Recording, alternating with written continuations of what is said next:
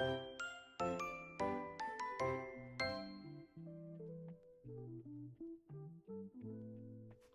and welcome. In this video, a group of nursing students from St. Lawrence College will be showing you how to take care and change an ostomy bag at home.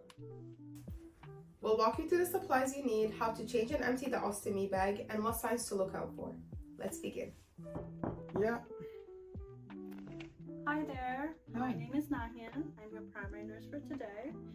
Since the doctor's visit earlier let you know that you will be discharged today, is it okay if I teach you how to take care of your ostomy bag? Yeah, sure. Okay, so would you tell me your full name for me, please? Alexander Faya, And your date of birth? May 11, 1990. Okay, that's great. Just provide your privacy. Doing hand hygiene. And put in some chocolate pudding as a simulation for the type of excretory stuff that may come out of the stoma. And I'm just going to show it. And you may also have a roll of toilet paper so that, to try to clean up around the skin so that you don't want any of the excretory products around your skin, and to keep it as sanitary as possible. So as you can see that I have tried to put the opening of the bag as close inside the pan as possible, but if you are using a garbage bag, try to make sure that the opening of your bag is as much into the garbage bag as possible to avoid any spillage, right? So we will be opening up the bag. As you can see, there's two Velcro straps that you can undo, unfold, and use the length and the flexibility of the bag to try to push as much of the content out of the bag as possible to the very bottom. It will not be a clean process. It might get a little messy. That's why we are having this brief. We're having this separate pan. We're even having a bit of toilet paper around. As you can see, you may slightly hold your stoma along with the bag to try to empty out the bag as much as possible. As you see, most of the products have accumulated at the bottom. Then you just, as I said, it will be a bit of a messy procedure. That is why we are trying to minimize the spillage as much as possible. As I said, it is never actually possible to completely 100% empty the bag. So we'll try to take this stuff out as much as possible. And as you can see, we emptied out the bag.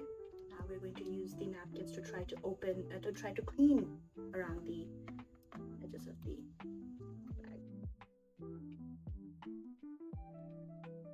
We'll try to clean the bag up as well a little bit so that the excretory products are not actually on the bag. I'll also be teaching you an important aspect of maintaining the bag, and it is called burping the bag. We'll just try to make sure that there is no air inside the bag, because if there is any air, whatever things will be coming out of your stomach may get pushed back inside by the air. So we don't want that happening, right? So we'll try to take out air, which we also call as burping the bag, as much as possible. This is the part where we finally basically fold it back. Velcro straps on. Okay. You may take off the gloves, put it into the garbage bag if you're using a garbage bag, and putting it inside there and basically taking the whole thing out the garbage bag. And you can wash the towels. You understood everything that's been told to you and the aftercare. So in your own words, can you just repeat back what I have explained to you? Some of the things you taught me. Since I'm going home, you said I should be able to take good care of the bag so that they will not get infected.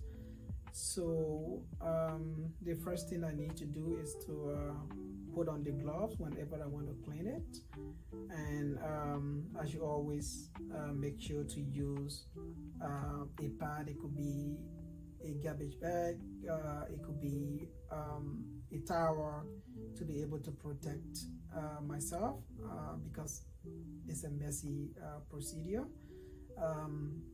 And also when I'm emptying the content, before opening the bag, I should make sure to gently press on it and make sure that the content, is accumulated at the bottom, and then open it and make sure that it is directly in the garbage bag if I'm using the garbage bag, and I should try to prevent it from spilling everywhere. So it's impossible to empty like everything, so I should just do my very best to make sure that I remove the one that can be taken out of the bag. Okay, you also said I should make sure to protect the bag, not to pull on it too much. Yeah, after I can use either the tissue to clean around, especially the bag, make sure it is properly clean, and there should be no air remaining in the bag. I should make sure that all of the air out. Again, clean properly, and after that, to close it tightly so that there will be no leakage, and then remove all of the content, whatever that I use that is dirty, clean it properly, remove my gloves, and do hand hygiene. How do I know when we should change the whole entire stoma?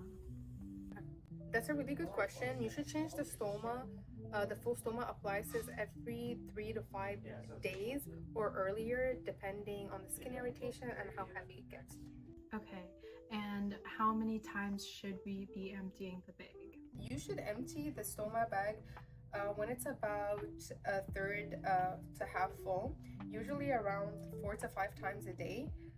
Depending on how much output you have, and you don't want to wait until it's too full to prevent leaks or irritation. Okay. And if there's like some foul smelling around the bag, should I be concerned, or is that a part of the whole system? Am I supposed to be smelling something foul other than the contents of the bag? There might be a smell when emptying the bag.